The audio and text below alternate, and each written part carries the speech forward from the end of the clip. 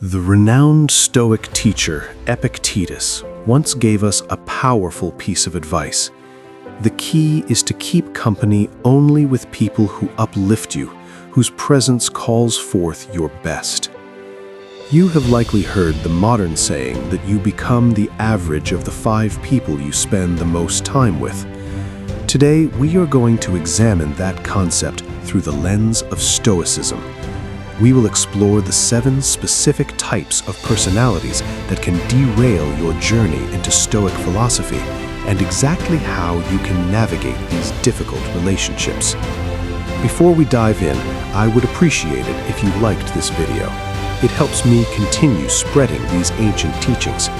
If you aren't subscribed yet, I recommend subscribing to Stoic Wisdom and hitting the bell icon so you never miss a lesson in resilience. Type 1. The complainer. We all know someone like this, whether it's a family member, a friend, or a coworker who seems to find a flaw in absolutely everything. It could be the weather, their job, or even the meal at a 5-star restaurant.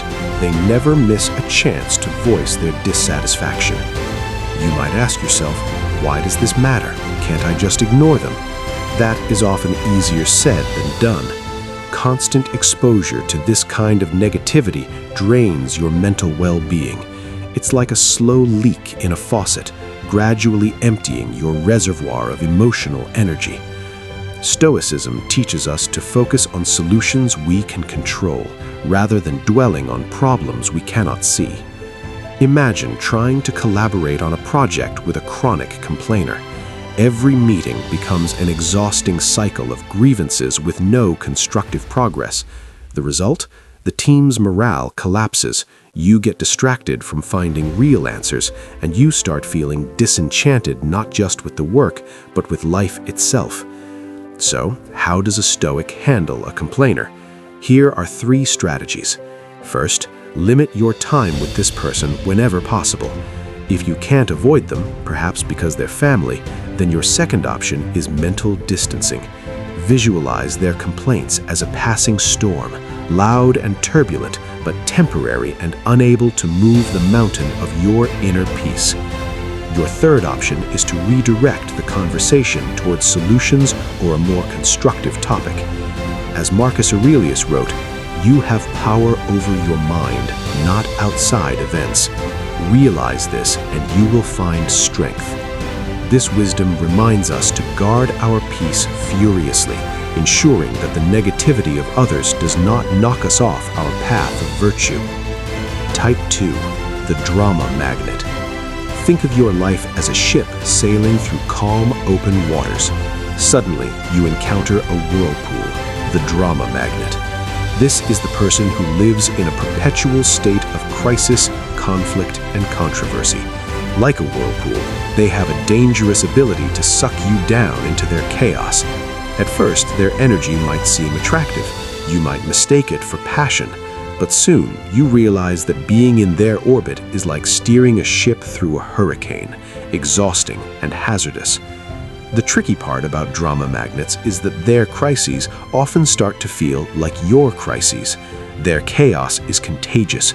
You might find yourself dragged into arguments you had nothing to do with. For instance, imagine a friend who is constantly fighting with different people in your circle. Today it's Sarah, tomorrow it's Tom. They come to you for advice, but the cycle never ends. Suddenly, you find yourself at odds with Sarah or Tom simply because you tried to help. In these situations, use a technique called reflective listening. Instead of giving advice or taking a side, simply mirror their words back to them. If they say, "I can't believe Sarah said that," you respond, "So you feel betrayed by her words." This allows you to offer support without stepping into the ring. Another strategy, which sounds counterintuitive, is to become selectively unavailable. Stoicism reminds us that our time is valuable. Sometimes you must be unavailable for other people's recurring crises. Turn off your phone for set periods. Focus entirely on your own growth. As Seneca said, true happiness is to enjoy the present without anxious dependence upon the future. Don't let your present moment be hijacked by someone else's drama. Sail your ship calmly and steer clear of the whirlpools. Type 4, the naysayer. Visualize yourself as an artist working on a painting. Every brushstroke adds color and life to your vision. Then the naysayer walks in. They glance at your work and immediately start picking it apart. Are you sure about that color? That doesn't look right. You know most artists fail, right? Their words act like strokes of gray paint, dulling your vibrant canvas. This isn't helpful criticism. It is a persistent cloud of doubt. Suppose you're excited about a career change. You've done the research and you feel ready. When you tell the naysayer, they instantly list why it will fail. The economy is bad. Do you have the skills? What if you lose everything? Soon their doubts become your doubts. How do you handle this? One effective trick is to ask them for advice rather than just sharing your plans. When you put someone in an advisory role, they are less likely to attack and more likely to help. Another method is positive confrontation. If they say, "You can't switch careers now," you ask, "That's an interesting view. How do you think someone could successfully make a change like this?" You flip the script from problems to solutions. Remember Epictetus's words, "We have 2 ears and 1 mouth, so that we can listen twice as much as we speak." Listening doesn't mean accepting negativity. It means filtering the noise to find the signal. Don't let anyone turn your masterpiece into a gray landscape. Type 5, the victim. Imagine life is a game of chess.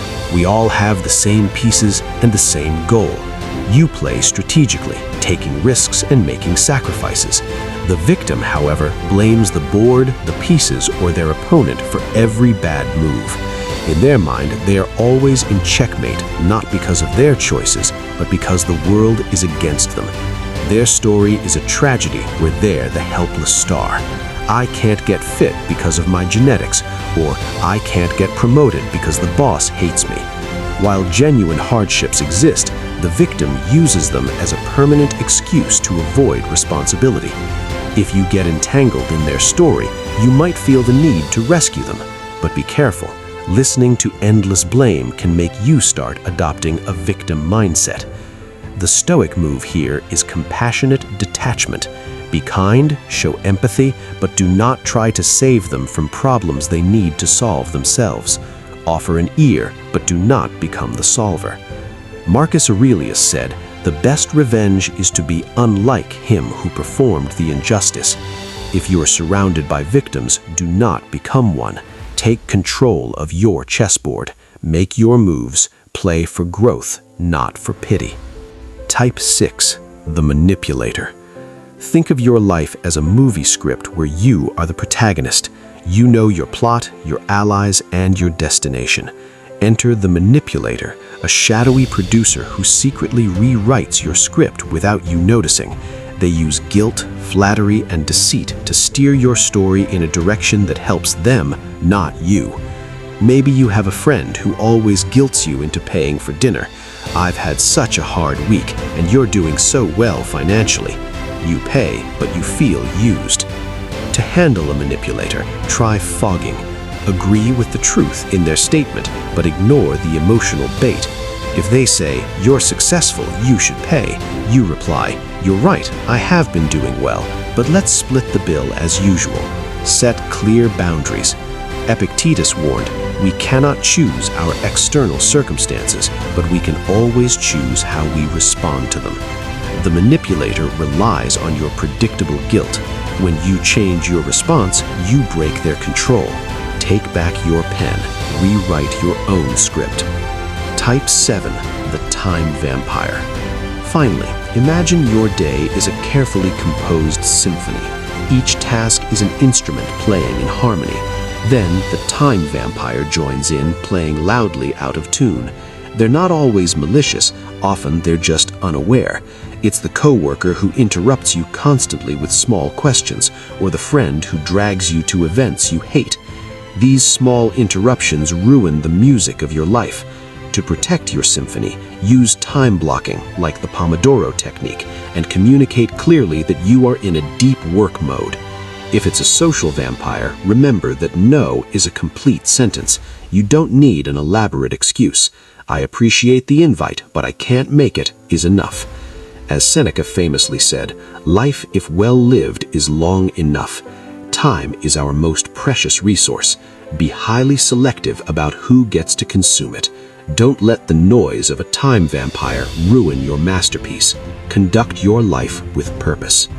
As we conclude this exploration of the characters who can derail our Stoic path, remember that self-awareness is the ultimate key. It is easy to spot these traits in others, but the harder, more important task is to look in the mirror. Are you playing one of these roles in someone else's life? Stoicism isn't just about surviving the world, it's about improving ourselves. If this video sparked a realization or a moment of reflection, let me know in the comments. Until next time,